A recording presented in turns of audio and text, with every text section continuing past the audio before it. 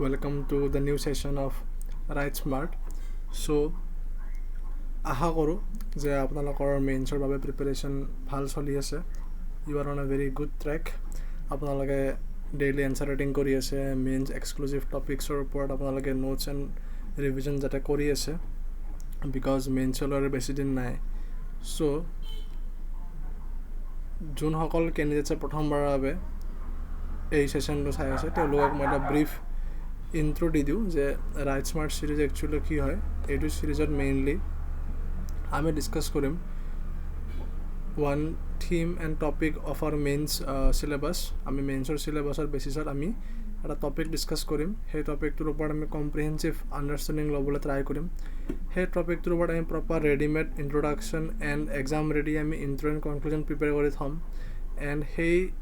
টপিকটোৰ ওপৰত আমি value addition content, then সেই টপিকটো আহিলে আমি কেনেকুৱা ধৰণৰ ব্ৰেইনষ্টৰ্মিং আমি কৰিব লাগিব ইন দ্য এক্সাম, PYQsবোৰ আমি চাম. এণ্ড এট লাষ্ট আমি এটা PYQ পিক কৰিম from our APSC CCE Mains. And সেই PYQটোৰ ওপৰত মেইনলি এটা ৰেফাৰেঞ্চ এনচাৰ মই প্ৰভাইড কৰিম আপোনালোকক. ঠিক আছে. So' without wasting any time let's jump to the topic. So' আজিৰ আমাৰ এই টপিকটো হৈছে আমাৰ ষ্টেজ ৰিঅৰ্গেনাইজেশ্যন এক্ট. চ' এইটো হৈছে আমাৰ যোৱা বছৰৰ CCE Mains 2024ৰ মেইনছৰ PYQ. Analyse the significance and implications. Significance মানে ইম্পৰ্টেঞ্চ এণ্ড ইমপ্লিকেশ্যনছ মানে impact of the state reorganisation act. এইটো হৈছে আমাৰ mainly theme of 1956 with reference to north east India. So' আমাৰ ইন জেনেৰেল বা ইন জেনেৰিক আমাৰ চিগনিফিকেঞ্চ এণ্ড ইম্পেক্ট জনাই আমাক স্পেচিফিকেলি সুধিছে যে কিহৰ ৰেফাৰেঞ্চত সুধিছে, আমাক নৰ্থ ইষ্ট ইণ্ডিয়াৰ ৰেফাৰেঞ্চত সুধিছে. ঠিক আছে. ডেট মিনছ কুৱেশ্যনটো যদি মই আপোনালোক অসমীয়াত বুজাই দিওঁ ইন চিম্পল মেনাৰ, কুৱেশ্যনটো হ'ব যে ষ্টেজ ৰিঅৰ্গেনাইজেশ্যন এক্ট কি হয়, সেই এক্টটোৰ ইম্পৰ্টেঞ্চ, সেই এক্টটোৰ কিয় দৰকাৰ আছিলে, সেই এক্টটোৰ ইম্পেক্ট, সেই এক্টটোৰ কেনেকুৱা ধৰণৰ কনচিকুৱেঞ্চ ফেচ কৰিব লগা হ'ল আফটাৰ দ্য এক্ট. স্পেচিফিকেলি আমি লিখিব লাগিব কাৰ কণ্টেক্সটত, আমি লিখিব লাগিব আমাৰ নৰ্থ ইষ্টৰ কণ্টেক্সটত. অ'কে. চ' আমি যদি চাওঁ এইটো মেইনলি আমাৰ GS1 পেপাৰৰ আমাৰ পষ্ট ইণ্ডিপেণ্ডেঞ্চ ইণ্ডিয়া থিমটোৰ পৰা লোৱা হৈছে. এই চিলেবাছৰ পাৰ্টটোৰ পৰা লোৱা হৈছে. আমাৰ স্পেচিফিক থিমটো হৈছে আমাৰ ষ্টেজ ৰিঅৰ্গেনাইজেশ্যন এক্ট 1956 আৰু আমি লিখিব লাগিব কাৰ কণ্টেক্সটত, নৰ্থ ইষ্টৰ কণ্টেক্সটত. আজিকালি আপোনালোকে মন কৰিব যে মেইনছত যেতিয়া মেইনলি কুৱেশ্যন আহে তেওঁলোকে যোনটো কণ্টেক্সট বা ইন ৰেফাৰেঞ্চ দিয়ে সেইটো not only in context to Assam. আগতে মেইনলি তেওঁলোকে দিছিলে in context of Assam, but আজিকালি তেওঁলোকে বহুত কুৱেশ্যনত ব্ৰড এটা কণ্টেক্সট দিয়ে আমি গোটেই অভাৰঅল নৰ্থ ইষ্টৰ বেচিছত আমি লিখিব লাগে এনচাৰটো. চ' বাকী নৰ্থ ইষ্ট ষ্টেটছ যোনবোৰ আছে মেঘালয়, মণিপুৰ, ত্ৰিপুৰা, নাগালেণ্ড এটচেট্ৰা, সেইবোৰত কেনেকুৱা ইম্পেক্ট আমি চব টপিক চব থিমৰ ওপৰত আমি অভাৰঅল গোটেই নৰ্থ ইষ্টৰ আমি ইনফৰ্মেশ্যন হোৱাটো দৰকাৰী. চ' আমি যদি পঢ়োঁ যে একচুৱেলি ষ্টেজ ৰিঅৰ্গেনাইজেশ্যন এক্ট কি হয়, আৰু মেইনলি আমি এই পাৰ্টটো মেইনলি এটা ইন্ট্ৰডাকশ্যন হিচাপে ইউজ কৰিব পাৰোঁ যোনবোৰ কুৱেশ্যনছ আহিব মেইনলি অন দিছ টপিক বা on this theme. So' what is state reorganisation act of 1956. So' যেতিয়া আমাৰ ইণ্ডিপেণ্ডেঞ্চ হৈছিলে 1947ত, তেতিয়া মেইনলি আমাৰ যোনখন কাণ্ট্ৰি আছিলে বহুত বেছি ফ্ৰেগমেণ্টেড নেচাৰত আছিলে. কিয় আছিলে ফ্ৰেগমেণ্টেড নেচাৰ? বিকজ কিছুমান টেৰিটৰী আছিলে প্ৰিন্সলি ষ্টেটছ, কিছুমান টেৰিটৰী আছিলে মানে governor province, right. So' mainly বহুত এনেকৈ ফ্ৰেগমেণ্টেড হৈছিলে. চ' যিহেতু ইমান বেছি ফ্ৰেগমেণ্টেড নেচাৰত আমাৰ মেইনলি কাণ্ট্ৰিখন এক্সিষ্ট কৰিছিলে, এটা বহুত বেছি ইম্পৰ্টেণ্ট বা ক্ৰুচিয়েল এক্ট এটাৰ অহাৰ দৰকাৰ আছিলে যোনটোৱে মেইনলি আমাৰ কাণ্ট্ৰিটোক একেলগে বান্ধি ৰাখিব বা কাণ্ট্ৰিটোৰ যিমানখিনি টেৰিটৰিজ আছে ৰিঅৰ্গেনাইজ কৰিব পাৰিব based on some specific criteria. So' আমাৰ সেই এক্টটো মেইনলি আহিবলৈ এটা টাইম লাইন আছিলে 1947ৰ পৰা 1956ৰ ভিতৰত যিমান কি ইভেণ্টছ হৈছে আমি সেই ইভেণ্টছবোৰৰ মেইনলি এটা টাইম লাইন এটা চাম. চ' ডেট ইন কেছ এই টপিকটোৰ ওপৰত যদি এনেকুৱা কুৱেশ্যন আহে যে ডিছকাছ দ্য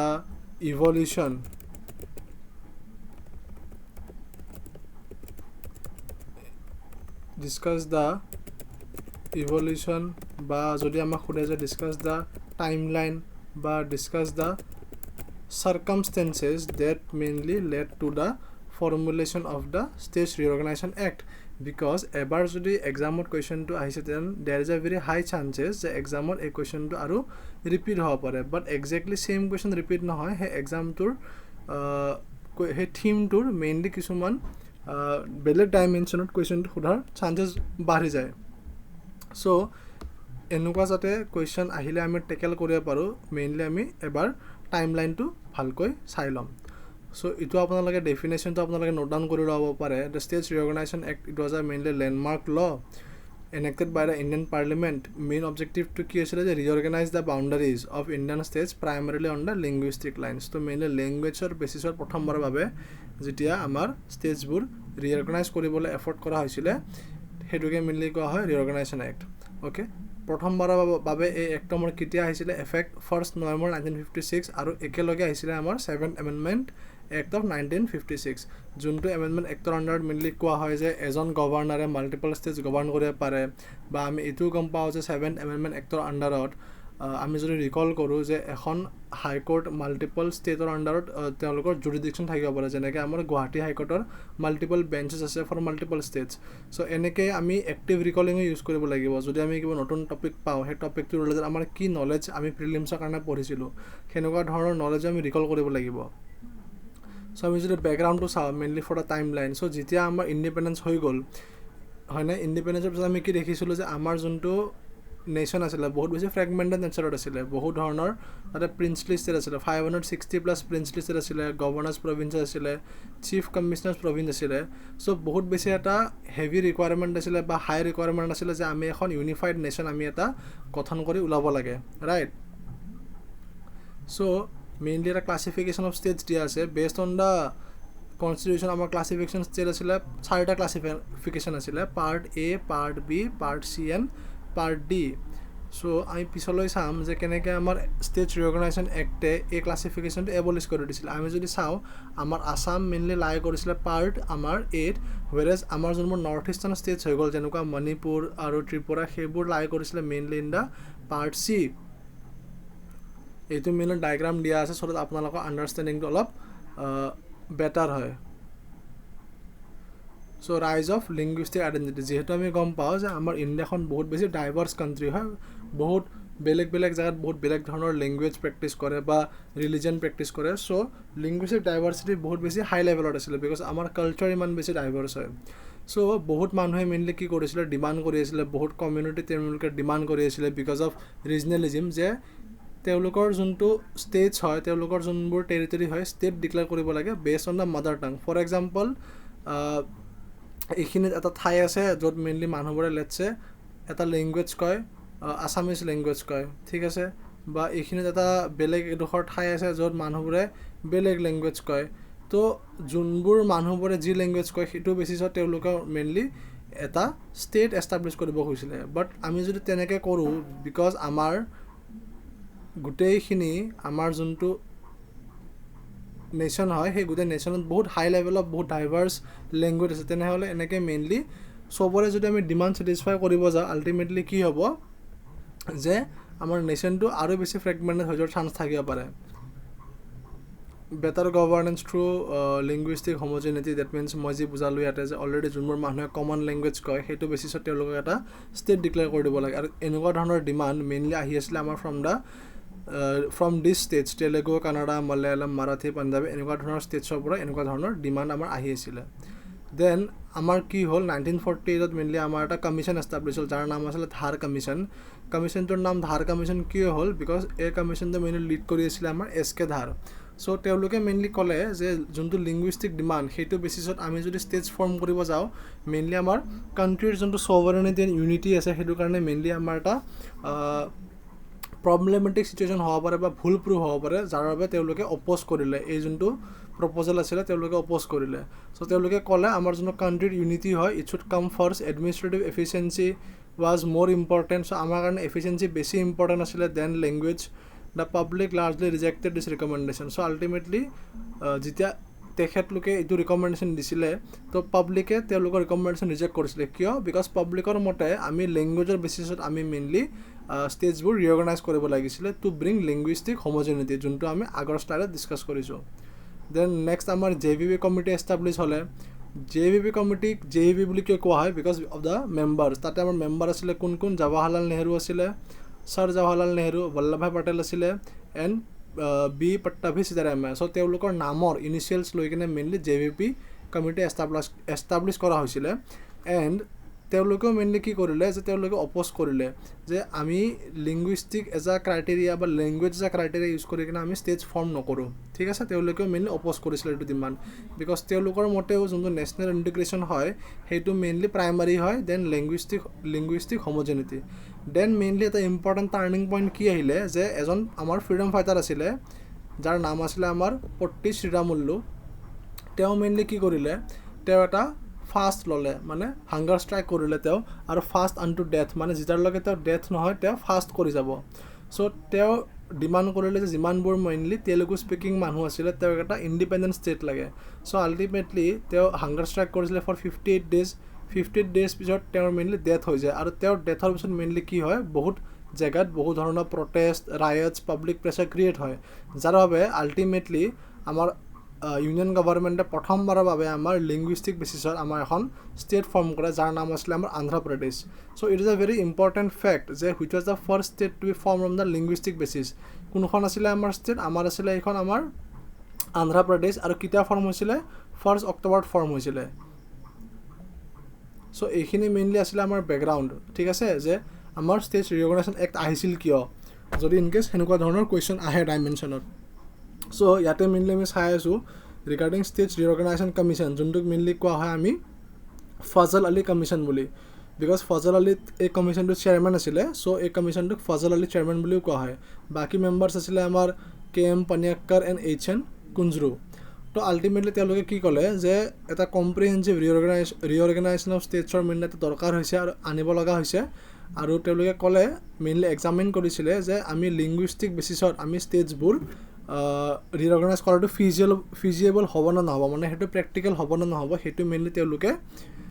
এক্সামাইন কৰিছিলে then balance regional aspirations with national unity যিহেতু মেইনলি তেওঁলোকে দুটা ধৰণৰ ডিবেট হৈ আছিলে এটা ডিবেট আছিলে যে আমি লেংগুৱেজ এজ এ বেচিছ হিচাপে আমি ষ্টেটছবোৰ ৰিঅৰ্গনাইজ কৰিব লাগে আৰু এটা বেলেগ ডিবেট আছিলে যে আমি কৰিব নালাগে বিকজ অফ নেশ্যনেল ইউনিটি বা নেশ্যনেল ইণ্টিগ্ৰিটি কিন্তু এই আমি বস্তুটো এই দুটা ডিবেট আমি কেনেকৈ বেলেঞ্চ কৰিম এই বেলেঞ্চ কৰাৰ টেকনিকটো মেইনলি তেওঁলোকক ডেভেলপ কৰিব দিলে ফজল আলী কমিশ্যনক ensure administrative efficiency and good governance consider economic viability যায় যে আমি এইটো চাব লাগিব যে যদি আমি লেংগুৱেজ এজ এ বেচিছ লৈ কিনে যদি ষ্টেজবোৰ ৰিঅৰ্গনাইজ কৰোঁ সেইটো মেইনলি আমাৰ কাৰণে ভায়াবল হ'ব নে নহ'ব ইকনমিকেলি সেইটো বস্তু প্ৰেক্টিকেল হয় নে নহ'ব দেন আমি চাব লাগিব নেশ্যনেল ইণ্টিগ্ৰেশ্যন আমি নেশ্যনেল ইণ্টিগ্ৰেশ্যন বা নেশ্যনেল ডাইভাৰ্চিটিটো আমি একমডেট কৰিব পাৰিম নে নোৱাৰিম এইবোৰ মেইনলি চাইছিলে আমাৰ ফজল আলী কমিশ্যন দেন ফজল আলী কমিশ্যনে কিছুমান ৰেকমেণ্ডেশ্যন দিছিলে আমাৰ ৰেকমেণ্ডেশ্যন কি আছিলে যে তেওঁলোকে মেইনলি ক'লে যে আমি এডমিনিষ্ট্ৰেটিভ ৰেচনেলাইজেশ্যন আনিব লাগিব যে আমি এডমিনিষ্ট্ৰেটিভ কেনেকৈ আমি ইম্প্ৰুভ কৰিব পাৰোঁ সেইটো আমি চাব লাগিব দেন তেওঁলোকে এবলিছ কৰিলে যোনটো আমাৰ ABCD বেচিছত আমাৰ যোনবোৰ আছিলে ডিষ্টিংশ্যন আছিলে ষ্টেটছ এইবোৰ আমাৰ মেইনলি এবলিছ কৰা হৈছিলে দেন মণিপুৰ এণ্ড ত্ৰিপুৰা যোনবোৰ আগতে আমাৰ পাৰ্ট C ষ্টেটছত আহিছিলে তেওঁলোকক mainly as a union territory হিচাপে ডিক্লেয়াৰ কৰা হ'ল UT হিচাপে ডিক্লেয়াৰ কৰা হ'ল then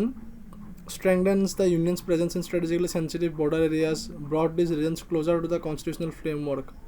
So, recognition of diversity within Indian framework, right?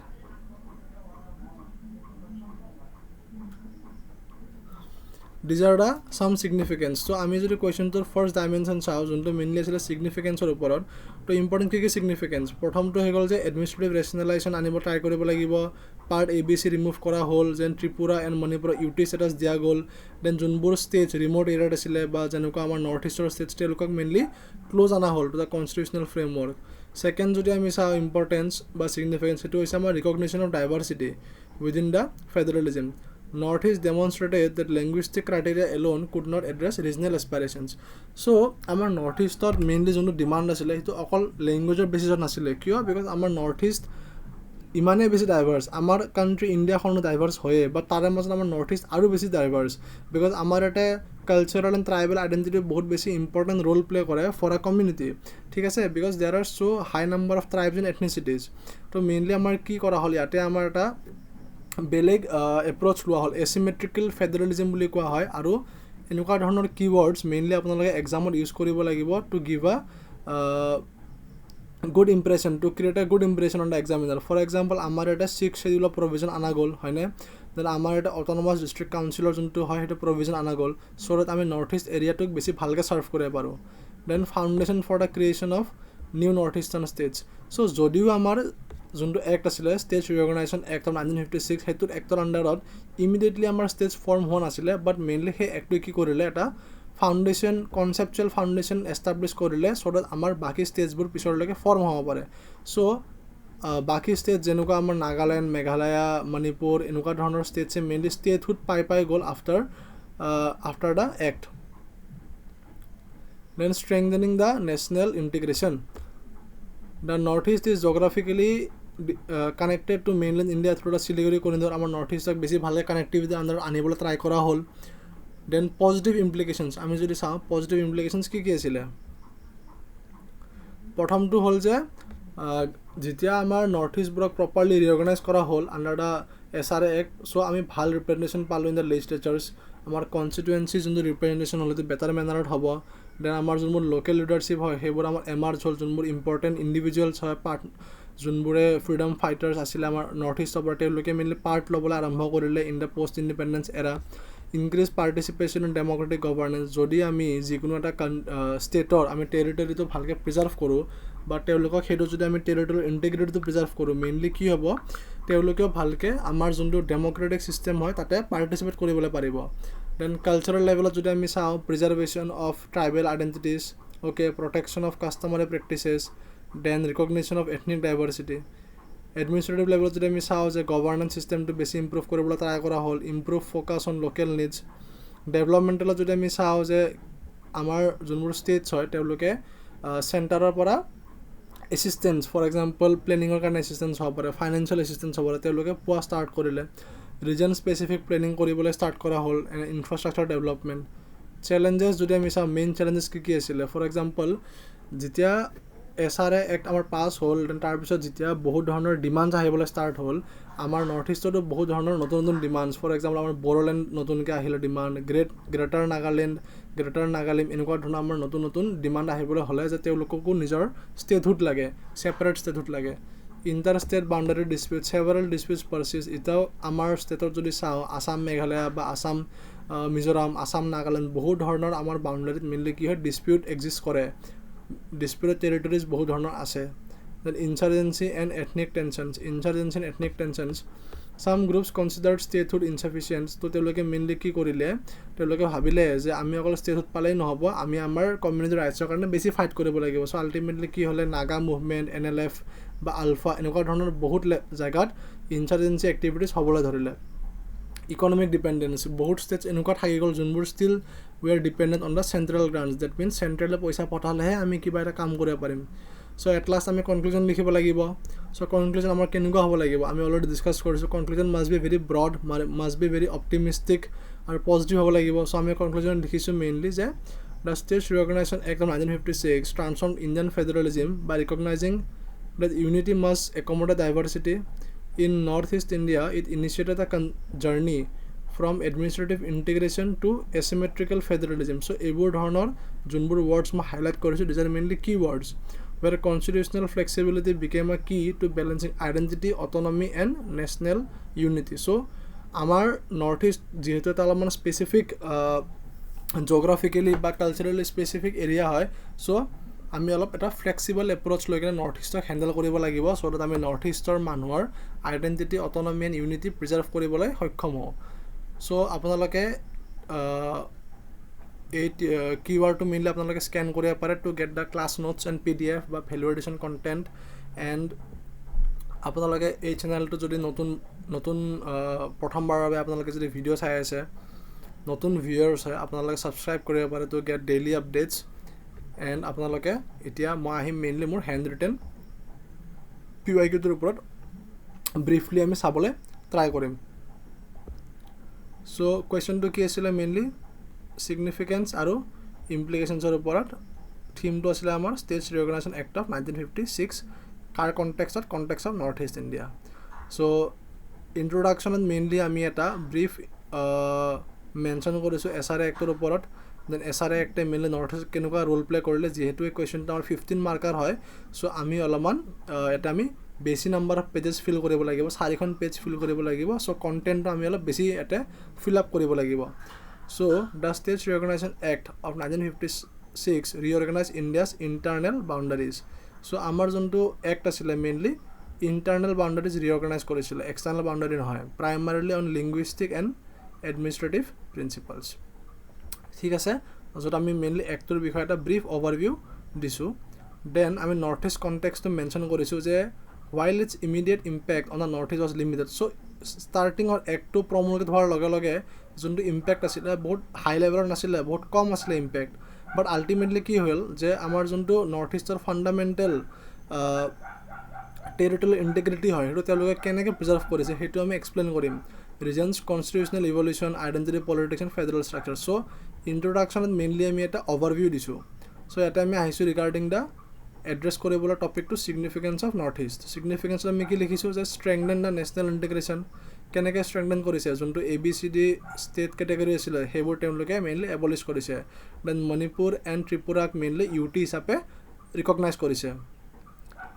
ৰিইনফ'ৰ্চ India ছভাৰেনিটি কেনেকৈ ৰিইনফ'ৰ্চ কৰিছে বিকজ যেতিয়া আমি এই এক্টটো আনিছোঁ মেইনলি আমাৰ এটা গোটেই কাণ্ট্ৰি পেন ইণ্ডিয়া আমাৰ ৰিঅৰ্গেনাইজ কৰিবলৈ সক্ষম হৈছোঁ যাৰ বাবে মেইনলি কি হৈছে যোনবোৰ আমাৰ ৰিম'ট এৰিয়া আছিলে বৰ্ডাৰ এৰিয়া আছিলে সেইবোৰো মেইনলি আমি প্ৰটেক্ট কৰিবলৈ ট্ৰাই কৰিছোঁ একমডেটিং ৰিজনেল এছপাইৰেশ্যনছ মানে বহু জেগাত নিজৰ নতুন নতুন তেওঁলোকে ডিমাণ্ড চলি আছিলে তেওঁলোকক ষ্টেটহুড লাগে চ' আল্টিমেটলি আমাৰ নৰ্থ ইষ্টত মেইনলি কি হ'ল আফটাৰ দ্য এক্ট বহুত জেগাত আমাৰ যোনবোৰ নতুন ষ্টেটছ হ'ল তেওঁলোকে আমাৰ ষ্টেটহুড পাবলৈ পচিবল হ'ল দেন ইভলিউশ্যন অফ এচিমেট্ৰিক ফেডাৰেলিজম মানে কি হয় যে কিছুমান জেগা যোনবোৰৰ ইম্পৰ্টেঞ্চ অলপ বেছি থাকে বা কিছুমান জেগা অলপ বেছি চেঞ্চিটিভ হয় সেইবোৰ জেগাত আমি অলপমান বেছি প্ৰায়ৰিটি বা বেছি ইম্পৰ্টেঞ্চ দি কিনে কাম কৰিব লাগিব যোনটো আমাৰ কুৱেশ্যনৰ কণ্টেক্স আমাৰ এইটো হৈছে আমাৰ north east area so' north ইষ্টক আমি কেনেকৈ ইম্পৰ্টেঞ্চ দিছোঁ by having important constitutional provisions like 6th Schedule হৈ গ'ল আৰ্টিকল 371 হৈ গ'ল এনেকুৱা ধৰণৰ প্ৰভিজনছ দেন এডমিনিষ্ট্ৰেটিভ এফিচিয়েঞ্চি আমি যদি চাওঁ কেনেকৈ বঢ়াইছোঁ বিকজ নৰ্থ ইষ্টত আমি এটা ইউনিট এটা ষ্টেট ৰাখতকৈ আমি কি কৰিছোঁ মাল্টিপল ষ্টেট আমি ফৰ্ম কৰিছোঁ 7 sisters আমি ফৰ্ম কৰিছোঁ চ' মেইনলি তাৰ কাৰণে কি হ'ল যিহেতু ষ্টেটছবোৰ সৰু হৈ গ'ল মেইনলি এডমিনিষ্ট্ৰেশ্যনৰ কাৰণে বা গভাৰ্নেন্সৰ কাৰণে ইজি হৈ গ'ল বিকজ যিমানে সৰু হয় সিমানে গভাৰ্ণ কৰিব ইজি হয় delivery of welfare programs easy হৈ গ'ল চ' ইয়াতে আমি কনক্লুড কৰিছোঁ ৰিগাৰ্ডিং দ্য ছিগনিফিকেঞ্চ পাৰ্ট যে hence the act carried crucial significance so' next আমি লিখিম ইমপ্লিকেশ্যনছ চ' ইমপ্লিকেশ্যনছ বুলি লিখিলে আপোনালোকে নাভাবিব যে আমি অকল পজিটিভে লিখিম বা অকল নেগেটিভে লিখিম আমি দুটা পাৰ্টে ইকুৱেলি এড্ৰেছ কৰিব লাগিব positive as well as negative so' পলিটিকেলত কি লিখা আছে যে greater democratic participation enhance representation in parliament and state assembly so' যিহেতু ষ্টেটছ ফৰ্ম হ'ল কনষ্টিটুৱেঞ্চিজ ডেভেলপ হ'ল তো তেওঁলোকে বেছি ভাল ৰিপ্ৰেজেণ্টেশ্যন পালে in the parliament and the assemblies then cultural লেভেলত যদি আমি চাওঁ কনষ্টিটিউচনেল ৰিকগনিশ্যন পোৱাৰ লগে লগে ষ্টেটহুড পোৱাৰ লগে লগে তেওঁলোকৰ যোনবোৰ মাইনৰিটি ৰাইটছ হয় সেইবোৰো প্ৰটেক্ট হৈ গ'ল promotion of local language and traditions হ'বলৈ ধৰিলে তেওঁলোকৰ যোনটো কালচাৰ আছে সেইটো প্ৰিজাৰ্ভ হ'বলৈ ধৰিলে দেন ডেভেলপমেণ্ট যদি আমি চাওঁ region specific development increase central assistance financial assistance so' যিহেতু চব এটা টেৰিটৰীৰ নিজৰ তেওঁলোকৰ ডিমাণ্ডছ থাকে নিজৰ তেওঁলোকৰ নিডছ থাকে ইনফ্ৰাষ্ট্ৰাকচাৰ নিডছ হ'ব পাৰে ছ'চিয়েল নিডছ হ'ব পাৰে চ' এভৰি টেৰিটৰী স্পেচিফিক তেওঁলোকে মেইনলি কি কৰিলে ফাইনেন্স ডিমাণ্ড কৰা ষ্টাৰ্ট কৰিলে আৰু চেণ্টাৰে একৰ্ডিংলি তেওঁলোকক হেল্প কৰা ষ্টাৰ্ট কৰিলে চ' ফেডাৰেলত যদি আমি চাওঁ কোঅপাৰেটিভ ফেডাৰেলিজম আনিবলৈ ধৰিলোঁ বাই ইউজিং কনষ্টিটিউচনেল একমডেশ্যন দেন আমি কিছুমান নেগেটিভ পইণ্টছ আমি এড্ৰেছ কৰিব লাগিব যোনবোৰ আমি চাইছিলোঁ in the slides for example identity politics start হৈ গ'ল বা ৰাইজিং ডিমাণ্ডছ হৈ গ'ল ফৰ ইণ্ডিপেণ্ডেণ্ট ষ্টেটহুড যেনেকুৱা গ্ৰেটাৰ নাগালেণ্ড বা Bodoland boundary dispute since reorganisation did not settle territorial claims boundary dispute still exist কৰে between Assam Mizoram Assam Meghalaya Assam Arunachal Pradesh then insurgency movements আমাৰ হ'বলৈ ধৰিলে ফৰ এক্সাম্পল NLF বা ULFA then economic dependence many north eastern states have to depend on the central grants so' still আমাৰ north ইষ্টত বহু ধৰণৰ state আছে যোনবোৰ আমি মেইনলি ডিপেণ্ডেণ্ট হ'ব লাগে যে চেণ্টাৰৰ পৰা পইচা পঠালেহে ফাইনেন্স কমিশ্যনে পইচা পঠালেহে মেইনলি আমি কিবা ধৰণৰ এটা কাম আগবঢ়াব পাৰিম চ' আমি যদি ৱে ফৰত চাওঁ ষ্ট্ৰেংথেন দ্য অট'নমাছ ডিষ্ট্ৰিক্ট কাউন্সিল চ' ৱে ফৰত এনেকুৱা এটা কম্পনেণ্ট হয় বা ছেকশ্যন হয় যোনটো কুৱেশ্যনৰ ডাইৰেক্টলি মেনশ্যন নাথাকে এক্সপ্লিচিটলি মেনশ্যন নাথাকে বাট আমি আমাৰ নিজৰ ফালৰ পৰা এই পইণ্টটো দিবলৈ ট্ৰাই কৰিম তো ৱে ফৰৱাৰ্ডত মেইনলি লিখা আছে যে strengthen autonomous district councils then resolve the interstate boundary disputes আপোনালোকে পাৰিলে এটলিষ্ট এটা বা দুটা পইণ্ট ৱে ফৰৱাৰ্ডত মেইনলি আপোনালোকে দিব ট্ৰাই কৰিব So lastly আমি কনক্লুড কৰিম যে therefore the State Reorganisation Act institutionalize asymmetrical federalism, tribal identity and regional autonomy of the Northeast. So এইকেইটা লাষ্টত মেইনলি আমাৰ কিৱৰ্ড হৈছে যোনবোৰ মেইনলি আমি আণ্ডাৰলাইন কৰি কিনে দেখাবলৈ ট্ৰাই কৰিছোঁ সো আপোনালোকে যদি সেশনটো চাই ভাল পালে so do subscribe to the channel and আপোনালোকে এই কিৱৰ্ডটো স্কেন কৰিব পাৰে to join the Telegram channel thank you for your time and attention so আশা কৰোঁ যে আপোনালোক লগ পাম ইন দ্য নেক্সট সেশন আপোনালোকে এনসাৰ ৰাইটিং প্ৰেক্টিছ কৰি থাকিব যদি কৰা নাই এণ্ড ট্ৰাই কৰিব যোনবোৰ মই PYQs প্ৰভাইড কৰি আছোঁ না টেলিগ্ৰাম চেনেল সেই PYQৰ যোনবোৰ হেণ্ড ৰিটেন এনসাৰ আছে আপোনালোকে নিজৰ নোটছত এড কৰিব পাৰে বা সেইবোৰৰ পৰা আপোনালোকে মেইনলি নিজৰ এনসাৰটো ষ্ট্ৰাকচাৰ কৰি চাব পাৰে so thank you very much for joining see you in the next session